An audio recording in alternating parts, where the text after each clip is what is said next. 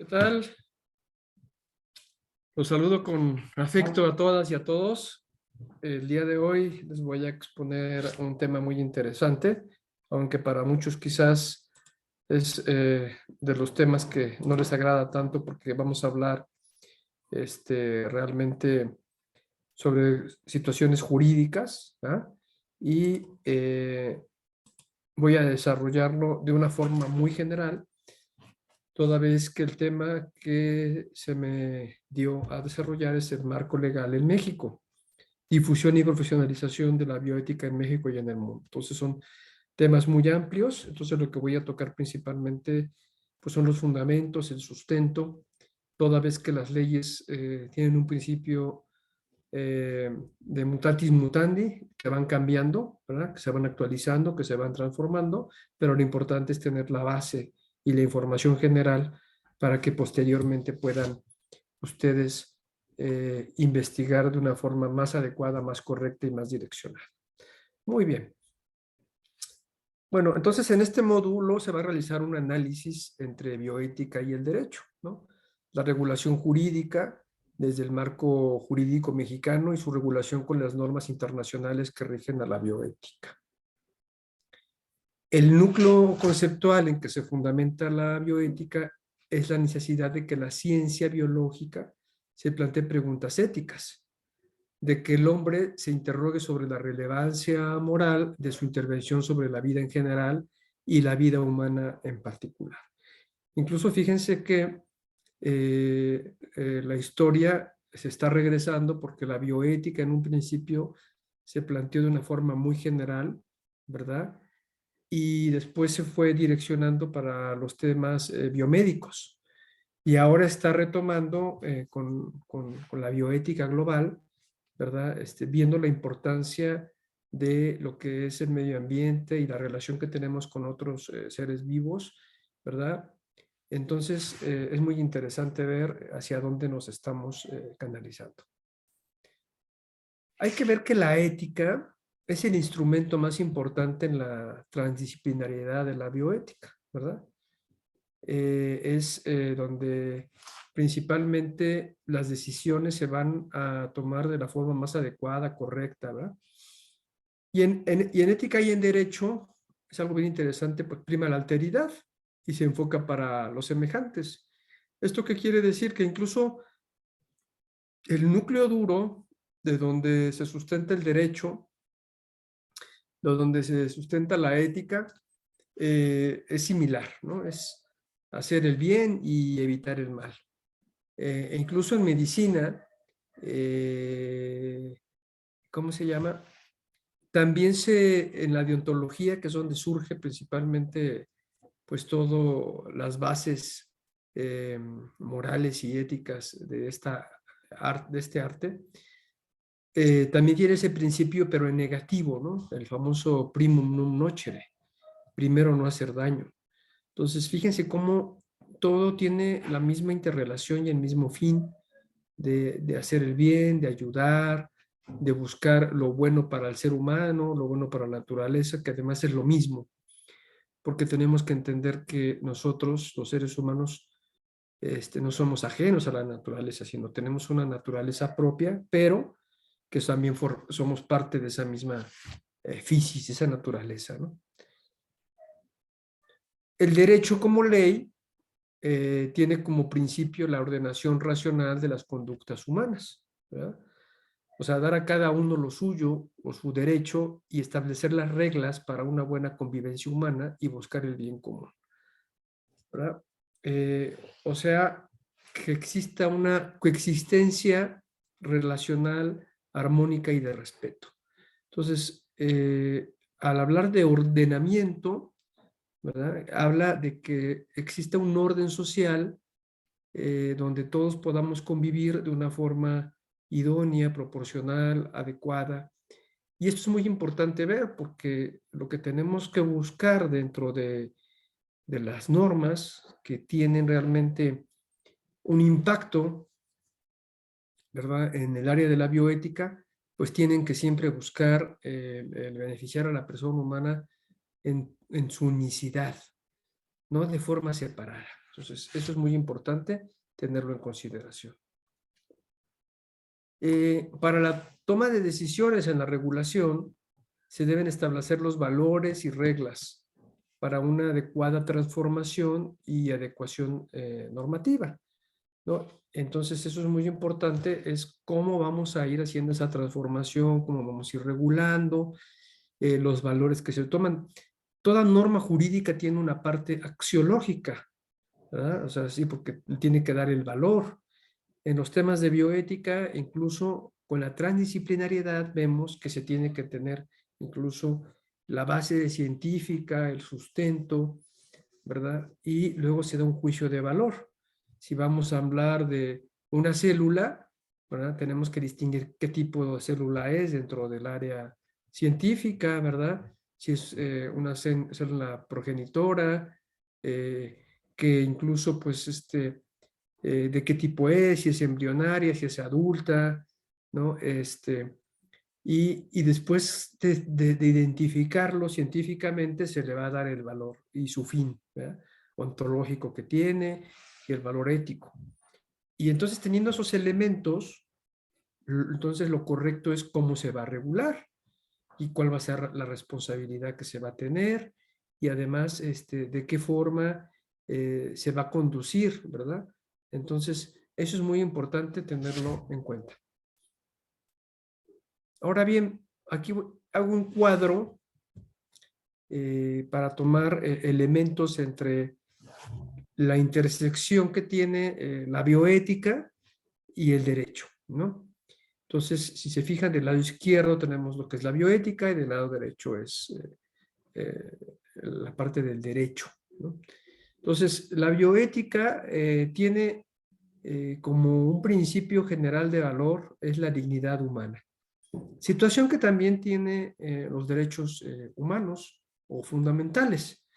En esta aclaración es que un derecho fundamental es el que está constituido principalmente en una constitución y un derecho humano es el que está constituido en una norma internacional de derechos humanos y tienen vasos comunicantes donde incluso un mismo derecho puede estar en las dos normas, ¿sí? Entonces, el derecho fundamental es en la Constitución, en este puede ser en la Constitución mexicana, y el derecho internacional de los derechos humanos tiene instrumentos jurídicos, de los cuales unos son considerados como tratados, convenciones, pactos, ¿verdad? O protocolos como tratado, y también tenemos los documentos declarativos, ¿verdad? Los declarativos son los que se obran de buena voluntad bajo el principio de pacta sunt servanda, que el que pacta tiene la obligación de seguirlos, ¿sí? Y el instrumento más importante de derechos humanos después de la Segunda Guerra Mundial es la Declaración Universal de Derechos Humanos, donde tiene 30 derechos, ¿verdad? Que son como una ética mínima para que la sociedad en su conjunto y las naciones lo respeten como un mínimo minimorum de esos derechos. Bueno, y en derecho hay un elemento que se llama principio pro persona, ¿verdad? Que quiere decir que toda la norma jurídica, ¿verdad? Esto en el derecho positivo quiere decir puesto por el hombre, escrito, ¿verdad? Incluso se hace por algunos tipos de consensos, ¿verdad? Se aplique a lo que más le beneficia a la persona humana.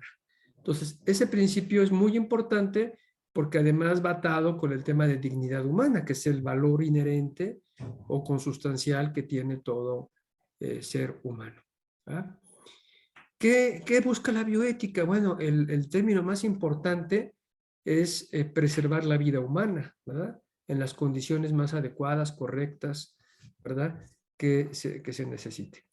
Del otro lado tenemos el derecho a la vida, ¿sí? Donde incluso es un derecho núcleo. Esto quiere decir que es uno de los más importantes y de ahí se desprenden otros derechos, y otro de los derechos que ahí se desprende importante es el de la integridad personal, y el subsecuente, que es en el segundo rubro, pues es el de la salud, ¿no? Porque la salud salvaguarda, protege esa vida humana, ¿no? Es el que da el equilibrio y la proporción correcta de esa integridad personal. Bueno, ¿qué busca entonces la bioética? Pues salvaguardar la salud, ¿verdad? Entonces porque incluso no nada más es el acto de curar o aliviar, sino también de prevenir, ¿no? Y en el derecho, pues tenemos ese derecho a la salud con sus diferentes componentes mismos que se van a tener que desarrollar a lo largo de esta charla. ¿Qué principios tenemos que incluso se utilizan pues realmente transversalmente dentro de la bioética y el derecho? El de subsidiariedad y el de solidaridad, porque incluso cuando yo acudo a un hospital o una clínica, pues yo siempre voy a necesitar de un responsable, del médico, de la enfermera y de todo el equipo que me va a apoyar para que yo logre recuperar mi salud, ¿no? Entonces es una cuestión subsidiaria y eso también es la subsidiariedad también habla de es una responsabilidad conmigo mismo. Y la solidaridad incluso es una parte muy importante donde se conformaron los derechos humanos, ¿verdad? Porque habla de tener un fin común entre las naciones y también se tiene que tener ese mismo fin común a nivel interno. Se busca una proporcionalidad dentro de la bioética, ¿no? Una atención realmente proporcional a las necesidades de cada ser humano. O sea, no a todo el mundo se le va a dar una aspirina, sino se le va a dar el medicamento proporcional a su situación y a su necesidad. Y en derecho tenemos la justicia, ¿no? Que es justicia es la constante y perpetua voluntad de darle a cada quien lo que le corresponde. Y en este sentido lo que corresponde pues es lo más humano, ¿verdad? Y lo más coherente que se tiene que ver para beneficio. Esto es interesante ver porque incluso también muchas veces vemos el elemento de equidad, ¿verdad? Y la equidad es la particularidad del caso. Incluso equidad viene de la parte quitas, ¿no? Que era un instrumento, ¿sí? Que se utilizaba para medición, ¿no? Y que se ajustaba perfectamente a las dimensiones del objeto. Entonces, la equidad es al caso en concreto cómo se tiene que ajustar esa necesidad. ¿Qué principio se utiliza mucho la bioética? Bueno, el mal menor o el doble efecto, ¿verdad? Donde incluso en algún momento, cuando se tiene que realizar algún acto para beneficio de la corporeidad, por ejemplo, en caso de que se esté gangrenando un dedo y lo tienen que amputar por beneficio de todo el cuerpo, entonces ahí se utilizan estos principios que son muy útiles para la toma de decisiones. Y que además también sirve para incluso nosotros, los abogados, un juez debe de tener un test de proporcionalidad, donde sea racional, proporcional, o sea, acorde, necesario, ¿verdad? A la situación. Y de libertad responsabilidad es un elemento, incluso yo creo que está muy olvidado en nuestra época, porque cuando hablamos de libertad, primero tenemos que saber y entender de lo que se nos está hablando para decidir hacia dónde voy a conducir mi voluntad, mi acto, que primero es interno, ¿verdad? Es de esa conciencia de lo que voy a realizar y después lo ejerzo. Y esa libertad pues, tiene que ser una libertad axiológica, o sea, con un valor donde el ser humano busque crecer como ser humano, ¿no? Y en ese acto que él realiza hay incita una responsabilidad de lo que está haciendo, ¿no? O sea, yo lo que voy a realizar, ¿verdad? Tiene que asumir una responsabilidad de los efectos que pueda traer.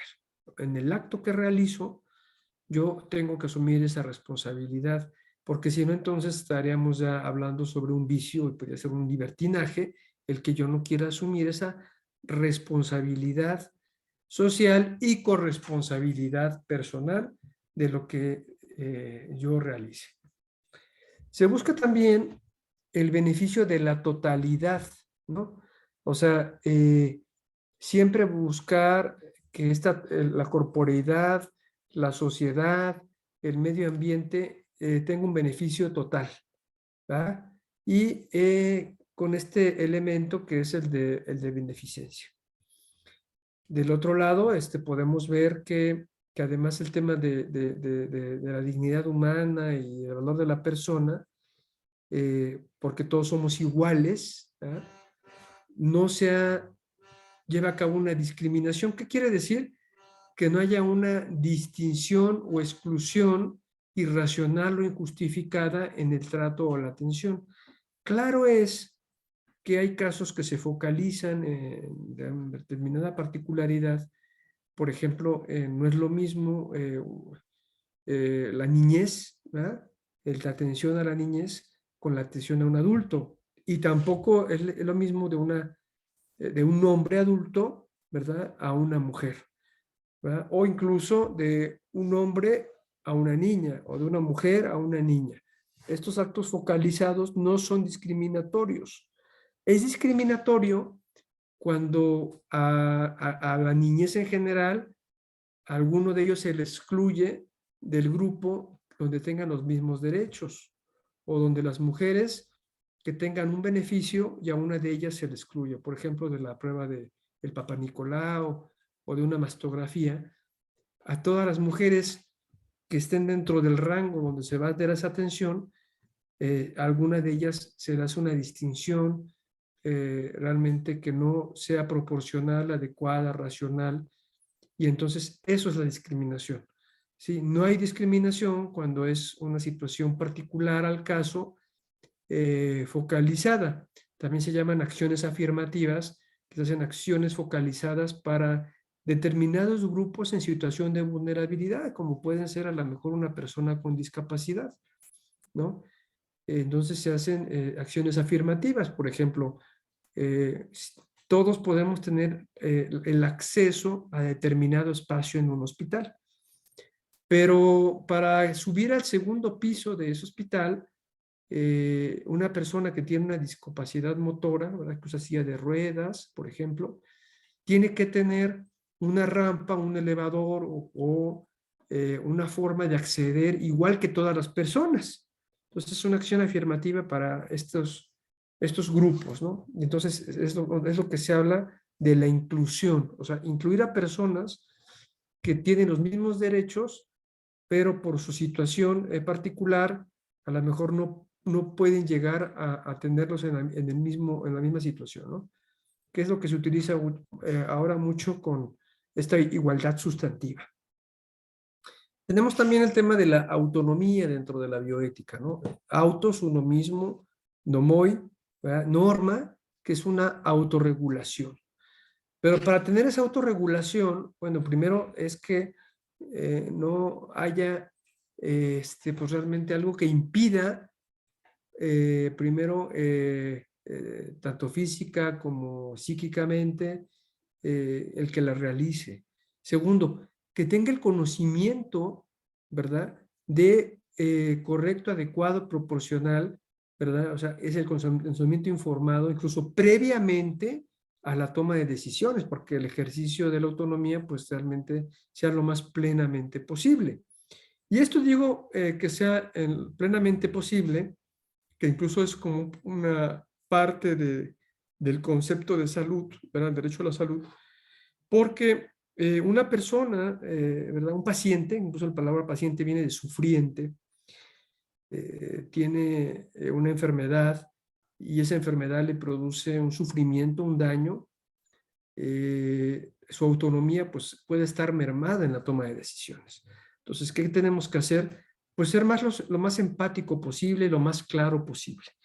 No incluso se puede hablar de que toma una autonomía y un consentimiento informado, incluso con un lenguaje desconocido, ¿no? Que dude incluso en la toma de decisiones. A una persona no se le puede decir que se le va a hacer la salpingoclasia a una mujer sin entender cuál es el concepto. Y también fue un caso que se reformó la Ley General de Salud, es que se tiene que hablar incluso con la pertinencia cultural. ¿Esto qué quiere decir? Que en nuestro México, que son muchos Méxicos, hay muchas personas pues que no hablan la lengua castellana. Y entonces se tendrá que dar la atención a través de su lengua natural. Entonces tenemos que utilizar a lo mejor un traductor para apoyarnos en el consentimiento previo e informado. Esto es un tema que incluso pues, en muchas regiones a veces es muy difícil de tomar en cuenta, pero se tiene que llegar pues, realmente a que se pueda dar.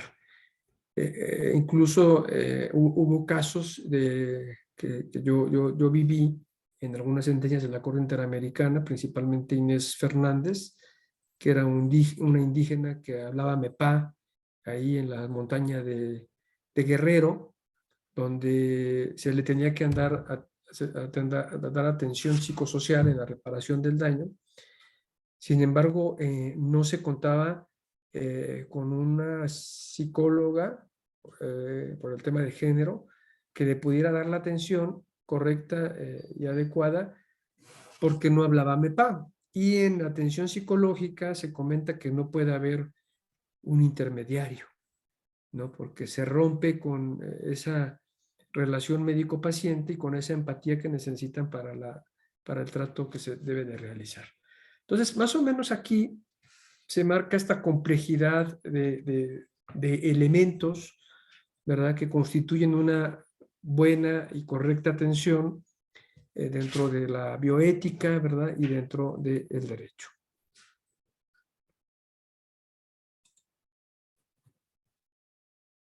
Muy bien. Ahora, ¿cómo estamos en nuestro país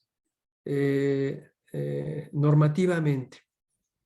Hay una jerarquía normativa, ¿no?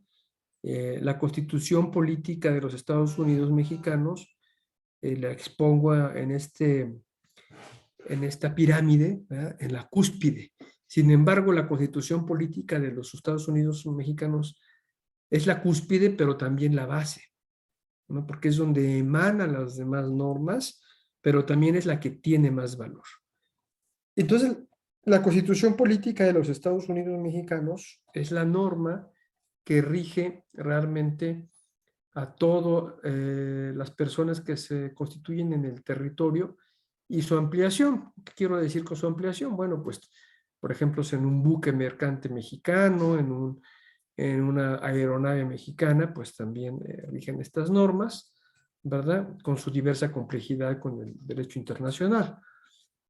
De ahí tenemos los tratados internacionales en materia de derechos humanos. O sea, hay que aclarar los que son en derechos humanos. No todos los tratados internacionales tienen la misma validez, ¿verdad? Entonces son las normas que complementan la Constitución. En la teoría se les llama bloque de constitucionalidad porque hagan de cuenta que la Constitución está así conformada en la cúspide y tiene estos huecos o estos espacios donde el derecho internacional de los derechos humanos puede complementar y entonces hace un bloque de lo cual incluso suma derechos que tienen realmente un valor muy importante a nivel internacional y que se pueden sumar a sus derechos fundamentales constitucionales.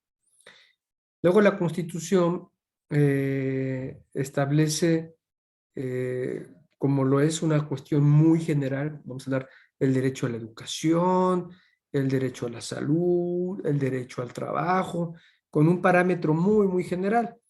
Y entonces tiene que exponer, ¿verdad?, de forma inferior una norma que realmente haga efectivo ese derecho, ¿no? Entonces se establecen las leyes generales y las federales. Las generales son las que tienen realmente valor o utilización dentro de todo el territorio mexicano, o sea, para todas las personas que están en el territorio mexicano, sean nacionales o sean migrantes, ¿verdad? Y leyes federales. La ley federal es solamente para la federación y de ahí se expiden leyes locales, ¿verdad?, para cada entidad federativa, ¿no? Por ejemplo, podemos hablar de los códigos civiles o de los códigos penales, donde tienen la distinción de federal y de local. Y nosotros, para el caso de nuestro tema, pues la norma más representante es la Ley General de Salud, que si bien es cierto, es para todo el país en algún marco, también tiene otra parte regulatoria en las entidades federativas, ¿verdad? Pero esto no quiere decir que las entidades federativas puedan regular, ¿verdad?, todos los temas, ¿verdad? Pero se llama concurrencia de la federación. O sea, la federación tiene la competencia de todos los temas, ¿no? Y le da algunos temas en particular a las entidades federativas para que lo regulen, ¿no? Entonces, solamente indicados así en la norma.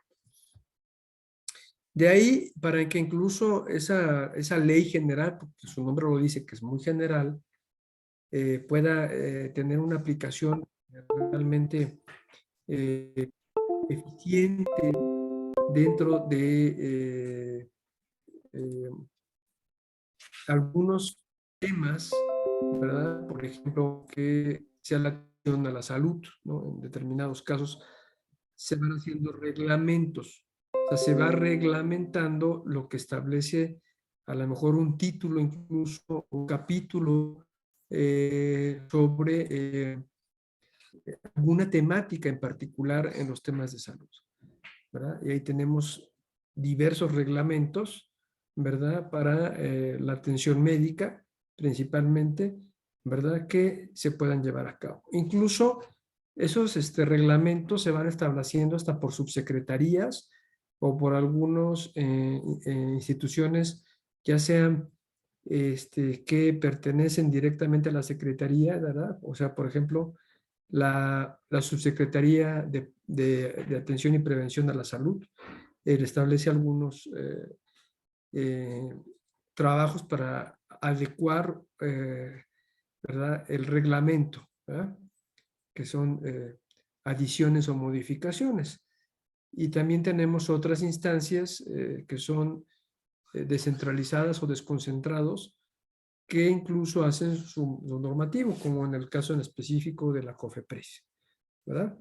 Bueno, y de ahí surgen lo que se denominan las normas oficiales mexicanas, ¿verdad? La norma oficial mexicana es una norma técnica operativa, ¿verdad?, que va a regular una cuestión por realmente que incluso se necesita trabajar con los técnicos, vaya la redundancia, de algún un tema que necesita tener algunos parámetros, ¿no? De cómo lo van a realizar. Por ejemplo, recuerdo muy bien cuando se trabajó la norma oficial mexicana de acupuntura, ¿no? Donde se invitaba a varias instituciones que pudieran aportar, por ejemplo, cómo funcionaba esta arte o técnica, ¿verdad? Y se invitaban incluso a escuelas, se invitaban a doctores que realizaban este tipo de intervenciones, pero también pasó el fenómeno de que pararon ese proyecto porque decían, bueno, pero es que aquí falta más gente. Es como en casa, sí, dicen, pues hay muchas personas que son artistas en esto, que tomaron cursos o son de países, por ejemplo, como China, donde es una tradición milenaria utilizar esta técnica. Y ellos también tienen que estar aquí presentes, algunas escuelas que hacen falta que se integren para tomar las consideraciones que a lo mejor no nos percatamos. Y esto es importante incluso para el tema de las responsabilidades. Dice, no es lo mismo un médico que además sabe acupuntura a un técnico que solamente la aplica, etcétera, ¿no? Entonces, porque la responsabilidad puede ser mayor por lo que puede desempeñar, hacer o saber cada uno de ellos. Y entonces se hizo las convocatorias y se trabajó esa misma norma oficial mexicana. Y hay otras normas oficiales mexicanas pues que son realmente muy técnicas o muy operativas para determinados temas. Entonces, por eso es importante cómo está nuestro marco normativo en general y cada uno de ellos sobre qué particularidad. Y esto lo digo así porque en otros cursos me han dicho, bueno, ¿y por qué no dio tal norma oficial mexicana? Hablamos de tal reglamento, porque no nos daría tiempo ver a todos, ¿no? Y no solamente por qué tomar algunos sí y algunos no, y por qué excluir algunos y por qué no, etcétera. Entonces yo creo que primero que nada tenemos que saber cómo está constituido realmente esa jerarquía normativa a nivel interno, ¿verdad? Que además nos hace ver el valor de lo que es externo, ¿verdad? Y esto es muy importante incluso para el tema de la bioética, por los instrumentos incluso que regulan los temas relacionados a la bioética. Muy bien, pero hay que tomar un tema central muy importante, que son los derechos humanos. ¿Y por qué? Pues porque a partir del 2012 hubo una reforma constitucional en materia de derechos humanos que realmente pues nos hizo ver esta modificación que se estudió realmente con los temas de derechos humanos en una transformación desde la Constitución en el artículo primero. Entonces, los derechos humanos son los derechos, ¿verdad?, que tienen todos los individuos de la especie humana en virtud de su humanidad común, a vivir una vida de libertad y de dignidad. Incluso el término general que se utilizó cuando se fueron creados estos documentos, se habla de la familia humana, ¿no? Y también hay que ver que, bueno, cuando surgen los primeros documentos, han tenido incluso sus adecuaciones hasta la Declaración Universal y después se van explayando, ¿verdad?, más derechos, primero civiles y políticos, después derechos económicos, sociales y culturales, y después a grupos específicos como personas con discapacidad, como trabajadores, como la niñez, etcétera, ¿verdad? Hablan mucho de esa denominación de la familia humana. ¿Qué características tienen estos derechos? Bueno, el primero que tienen, pues es que pertenecen a todas las personas, ¿verdad? Esa universalidad es que es para todos.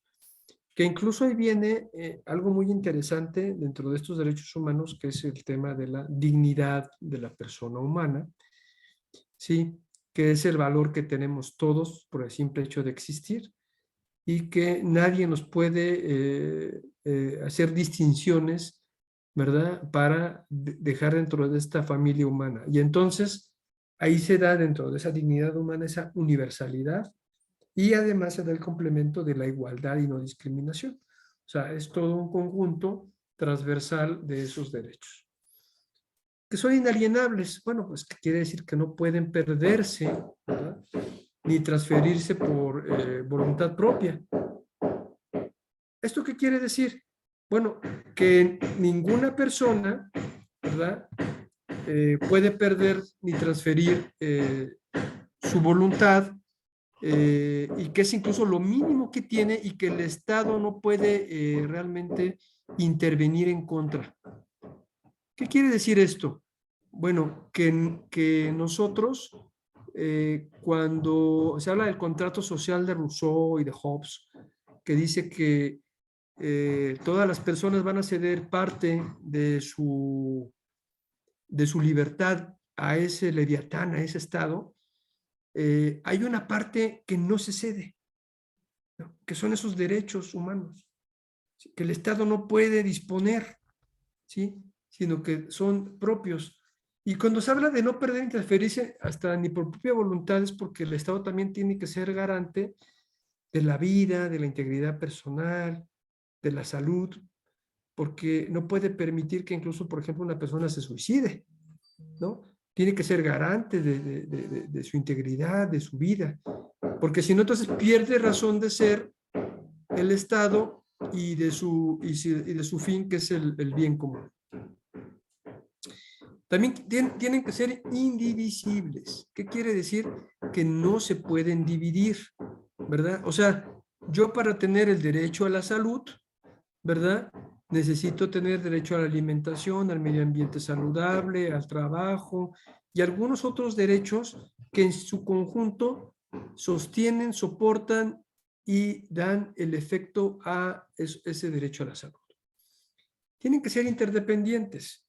¿Qué quiere decir? Que unos dependen de otros y entonces la indivisibilidad y la interdependencia van de la mano. ¿Qué quiere decir?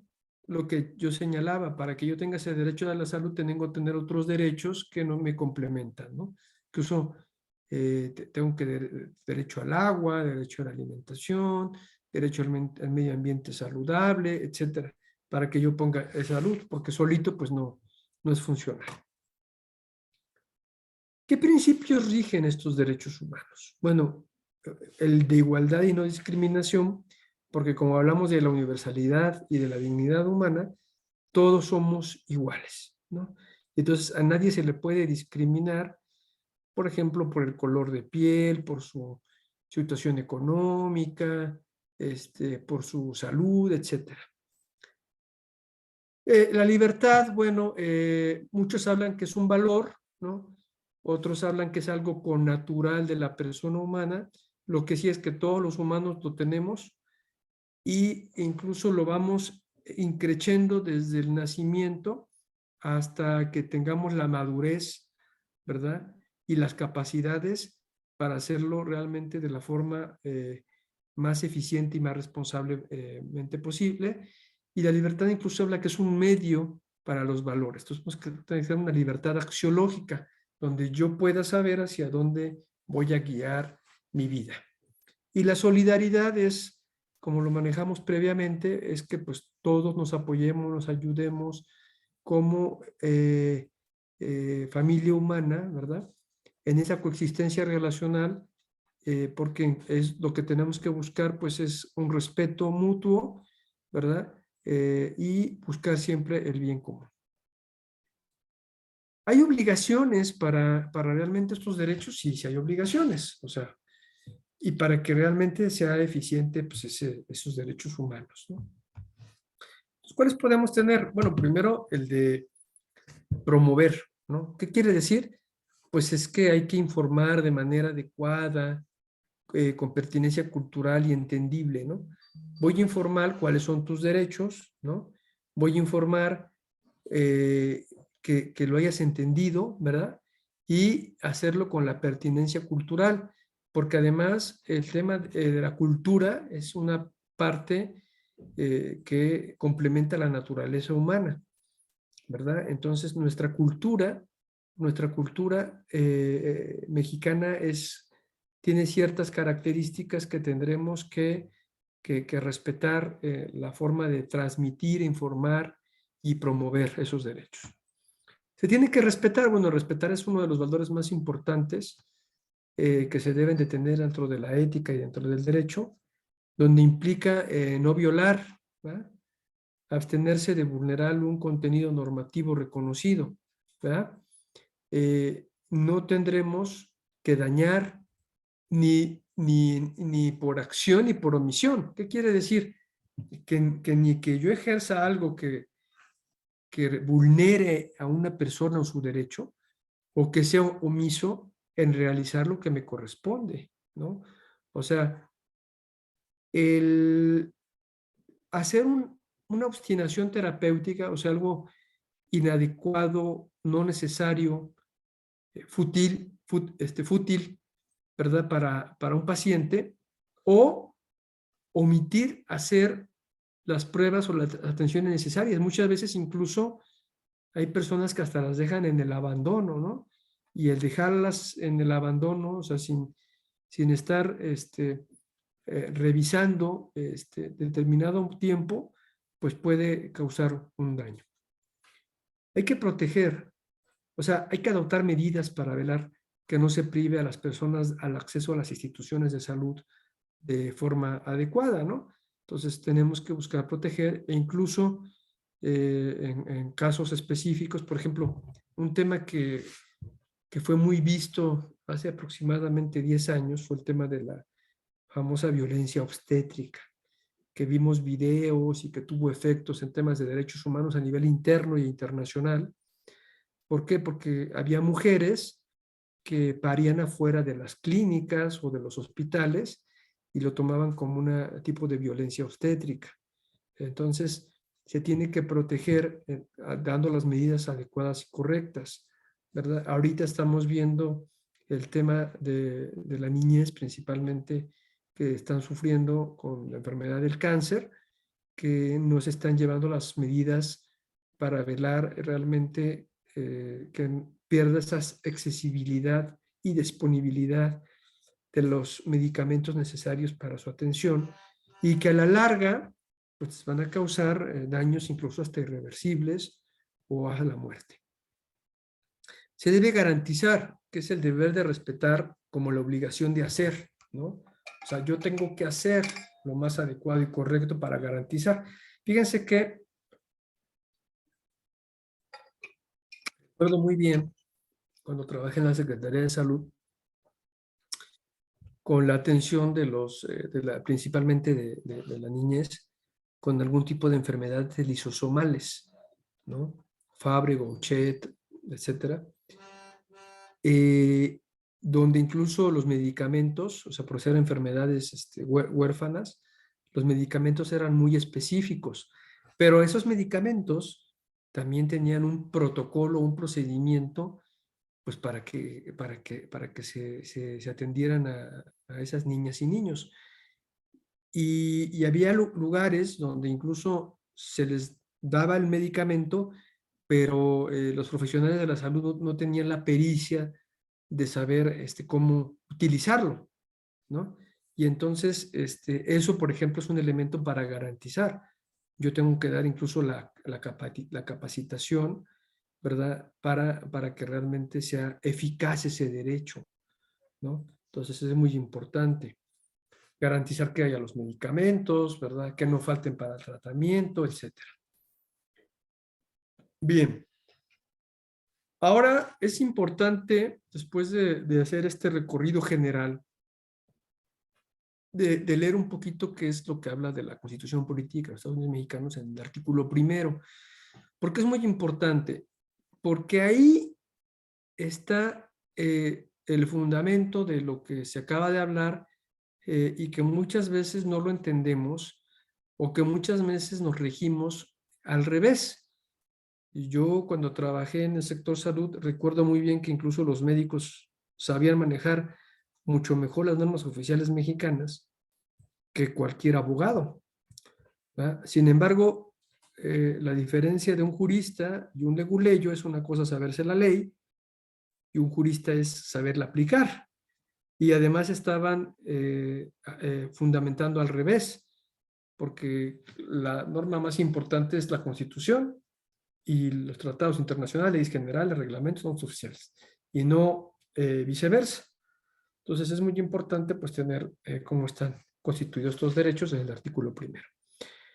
Incluso, fíjense que a partir del 2012 se hizo esta reforma que cambia el paradigma del derecho.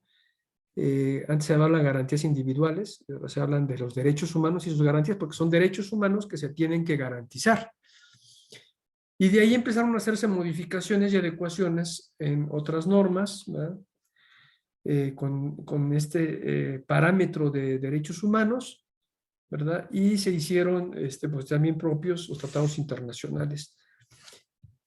Entonces, dice el artículo 1, dice, en los Estados Unidos mexicanos todas las personas gozarán de los derechos humanos reconocidos en esta Constitución y en los tratados internacionales de los que el Estado mexicano sea parte, así como de las garantías para su protección, cuyo ejercicio no podrá restringirse ni suspenderse, salvo en los casos y bajo las condiciones que esta Constitución establece. Entonces, primero que nada, tenemos que en todo el país, todas las personas gozan de sus derechos, ¿verdad? Que están en la Constitución y en los tratados internacionales, donde el Estado mexicano sea parte. O sea, que haya llegado el procedimiento de firma y ratificación, ¿verdad? Tanto interno como exteriormente, con las normas que señalan las dos instancias, ¿verdad? Y el ejercicio de esos derechos en la Constitución y en los tratados no se puede suspender, salvo en algunos casos y como dice la Constitución, artículo 29. Entonces, el segundo párrafo, fíjense que dice, las normas relativas a los derechos humanos se interpretarán de conformidad con esta Constitución. Y aquí ya es más amplio.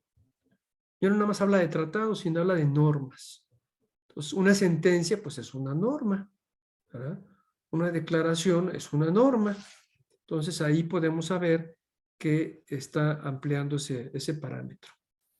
Y con los tratados internacionales de la materia, favoreciendo en todo tiempo a la persona la protección más amplia. ¿Qué quiere decir? Pues que son los tratados en derechos humanos, pero que favorezcan a la persona, ¿sí? O esas normas que den la protección más amplia. Incluso aquí es muy interesante ver, porque entonces ahora sí, quizás una norma oficial mexicana o un reglamento sea más protector que una norma superior, ¿verdad? Entonces, si es así, entonces se tendrá que aplicar esa norma que amplíe más ese beneficio. Después dice, todas las autoridades, o sea, aquí nadie se exime, todas las autoridades, en el ámbito de sus competencias, tienen la obligación de promover, respetar, proteger y garantizar los derechos humanos, como lo señalamos previamente, esos elementos, con los principios de universalidad, interdependencia, indivisibilidad y progresividad. Bueno, el principio de universalidad es que es para todos. Interdependencia es que cómo dependen unos de otros. La indivisibilidad es que pues, no se pueden dividir. Y aquí viene otro elemento que no he explicado, que es la progresividad. Que incluso la progresividad surge de los derechos económicos, sociales y culturales, donde está el derecho a la salud, que quiere decir que tienen que avanzar cada vez más sin regresión. Esto es interesante verlo porque, por ejemplo, en el tema de salud, hablando de la mastografía, se establece un estándar, ¿verdad? De qué mujeres y de qué edad, que las mujeres, perdón, y en qué edad pueden acudir a esta prueba. Entonces, vamos a suponer que se habla de los 18 a los 30 años. Entonces, la progresividad sería ampliar ese rango de edad, ¿no? Entonces, serían de los 17 a los 37 años, es un acto progresivo. Y lo que no se puede hacer es regresar, ¿verdad? En ese momento no se puede regresar la edad porque va en contra de estos principios. Entonces, en consecuencia, dice, el Estado deberá prevenir, investigar, sancionar y reparar las violaciones a los derechos humanos en los términos que establezca la ley. Entonces, después de tener estos parámetros de hacer, de respetar, etcétera, el Estado debe de prevenir, o sea, primero que no sucedan violaciones. Tiene que investigar en caso que hayan sucedido y sancionar. Y no nada más sancionar, reparar a las víctimas que hayan sido violados sus derechos humanos, ¿no? En los términos que establezca la ley. ¿Qué quiere decir? Que la norma señalará cómo se va a reparar. Hay una norma general, ¿verdad? Que es, por ejemplo, la ley general de víctimas, donde establece esos estándares realmente de cómo se tiene que buscar esa reparación del daño. Artículo 15, fíjense, no se autorizará, bueno, hay otro artículo posterior, perdón, que habla sobre la no discriminación, ¿verdad? Donde no se puede discriminar a nadie, ¿verdad? Y ahí habla que por su sexo, por su edad, por su situación económica, bla, bla, bla, bla, bla. Entonces es el tema de no discriminación. El artículo 15 habla que no se autoriza la celebración de ningún convenio o tratado en virtud de los que se alteren los derechos humanos. Este es muy interesante ver porque aquí habla de los tratados que firma México, pero que no, en ningún momento se puede autorizar alguno que viole esos derechos humanos. Entonces, ¿qué quiere decir? Que es el que regula tratados con tratados. Tú, Estado mexicano, puedes hacer algún tratado, pero que ninguno vaya a violar derechos humanos, ¿verdad? Establecidos en la Constitución y en los tratados internacionales en la materia de derechos humanos. El artículo 29 nos habla de que en los decretos que se expidan no podrá restringirse ni suspenderse el ejercicio de los derechos a la no discriminación, al reconocimiento de la personalidad jurídica, a la vida, a la integridad personal, a la protección de la familia, los derechos de la niñez. Entonces nos habla en qué casos por ninguna situación se pueden suspender el ejercicio de los derechos. Y también se habla el artículo 133 de la jerarquía normativa, de cómo se rigen las normas a nivel interno. Y esto es, como lo señalé previamente, ¿verdad? Con esa pirámide que él señala, ¿verdad? Que es la Constitución, los tratados internacionales, las leyes generales, etc. Entonces, ahí también se establece. Bueno. Por otro lado, y aclarando el tema del principio pro persona, ¿verdad? Que los principios, e incluso en la cuestión jurídica, tenemos a Robert Alexy y a Ronald Dworkin, que nos dice que es el puente entre la moral y el derecho, ¿verdad? Que dice Alexy que nos dan por realmente ese valor, ¿no? Esa parte axiológica, ¿verdad? De cómo se debe de aplicar la norma principalmente. Y entonces hay un principio que es el pro persona, que es el que más beneficia a la persona humana, ¿no? Es lo que comentamos incluso previamente. Pero hay otro principio que incluso es más novedoso, más nuevo, surge incluso el Tribunal Europeo, la Corte Interamericana de Derechos Humanos, y va permeando entre las cortes constitucionales, que es el principio evolutivo, ¿no? Y cuando se habla de evolutivo, es que los tratados de derechos humanos son instrumentos vivos, cuya interpretación tiene que acompañar la evolución de los tiempos y las condiciones de vida actuales.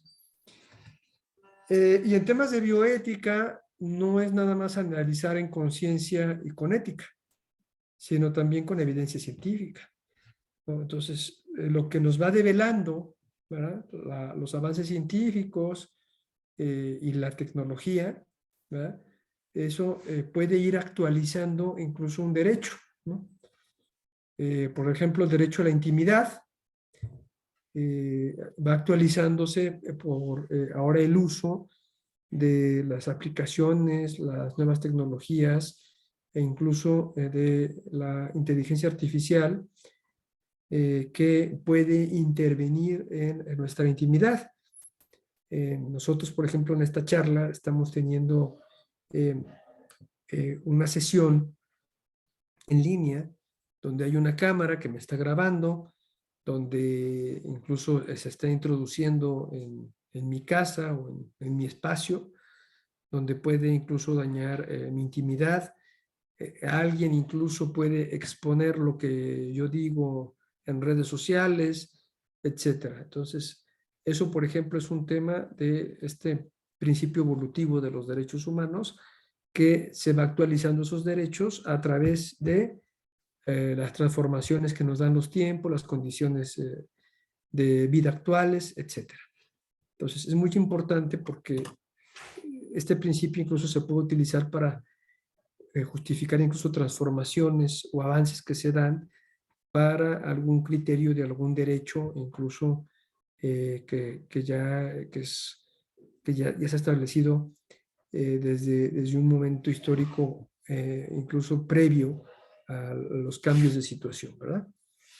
Incluso cuando se habla de integridad personal, no nomás se habla de una cuestión física, sino también mental y psicológica, ¿verdad? Entonces, eso es muy importante tenerlo en cuenta.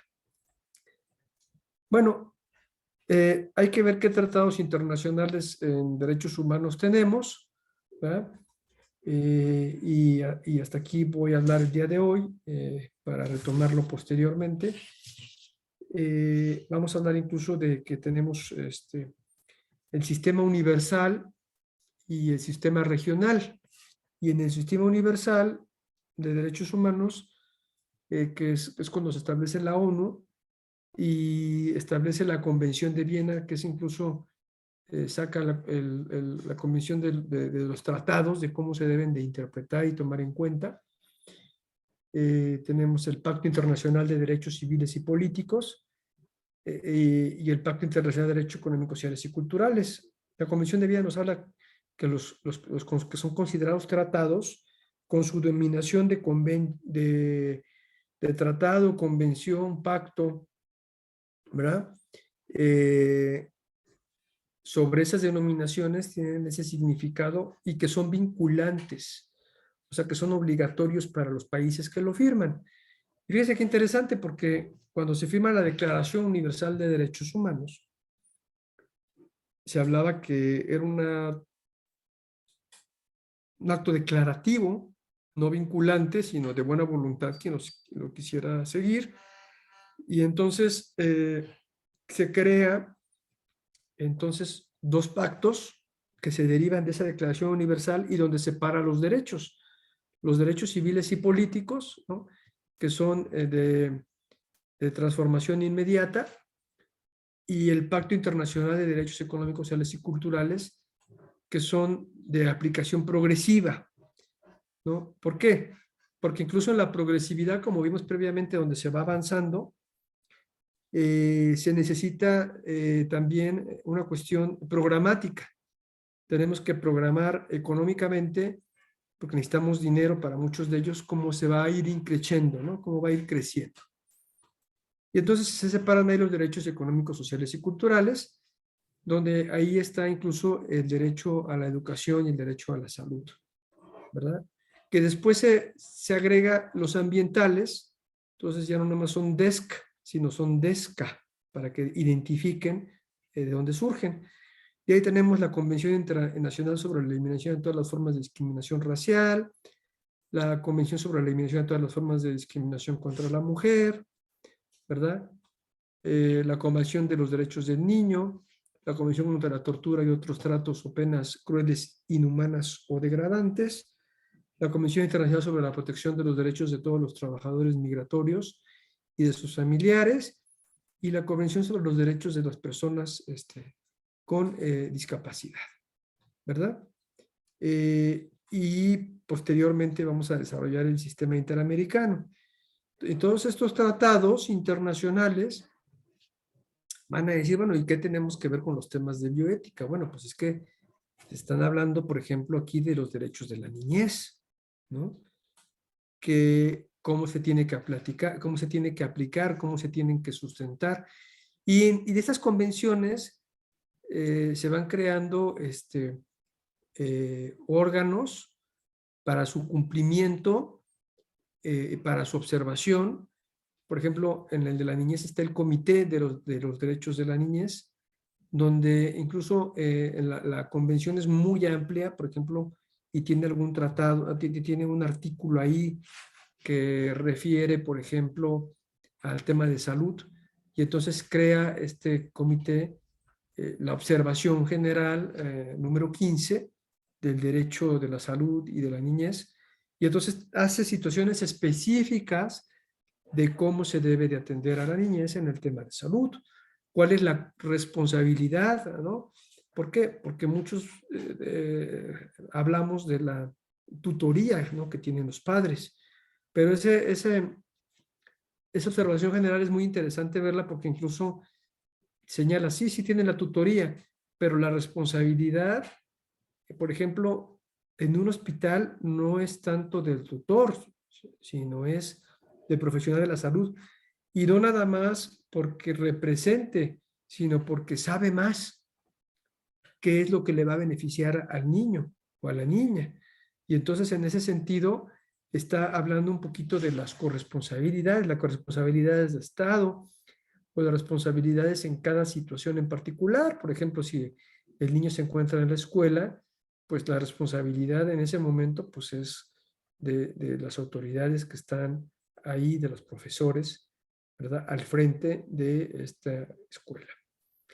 La Convención contra la Tortura y otras penas crueles, inhumanos o degradantes, por ejemplo, bueno, ¿y qué tiene que ver el tema de bioética? Bueno, hay actos futiles, omisiones o acciones que se pueden considerar trato, penas crueles, inhumanas o degradantes, ¿verdad?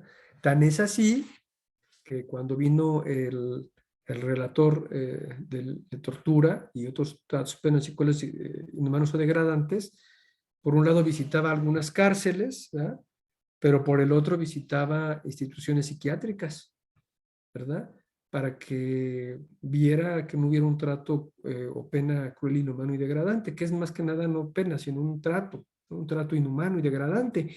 Y para quien quiera abundar sobre esto, bueno, hay una resolución de la Corte Interamericana de Derechos Humanos que se llama Ximénez López versus Brasil, que es como si escribieran Jiménez López, pero en lugar de la J es una X, es Ximénez López versus Brasil, que la pueden bajar de internet y que la pueden revisar, que es sobre un hospital psiquiátrico donde desgraciadamente el caso fue tratado porque murió una persona por esos tratos inhumanos y degradantes que se les dieron dentro de esa institución, porque hay prejuicios o tratamientos en algunos de estos lugares que ya no son acordes con los avances científicos, ni incluso pues siguen amarrándolos y al amarrarlos pues laceran, dañan, lesionan a las personas. Entonces es muy importante ver eso.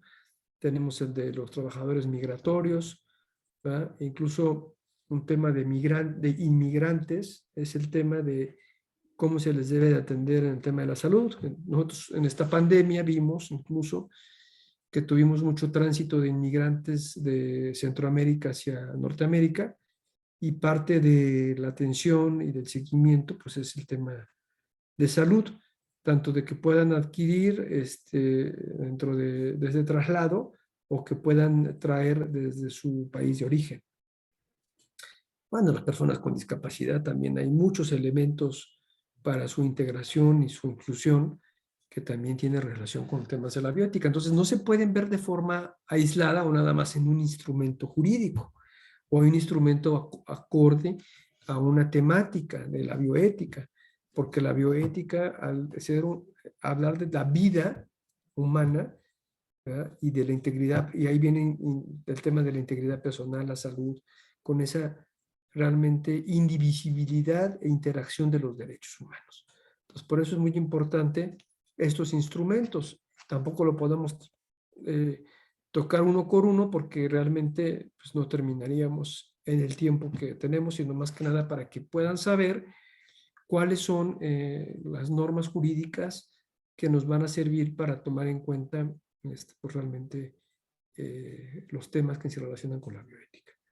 Bueno, dicho lo cual, yo creo que aquí podemos dejar la charla del día de hoy, solicitándoles atentamente que cualquier duda que tengan en la siguiente clase, ¿verdad?, me la puedan exponer muy puntualmente y podamos aclarar para realmente poder, pues ahora sí que, aclarar las dudas o ver hacia dónde pueden canalizar su investigación. Bueno, pues muchas gracias y que tengan buen día.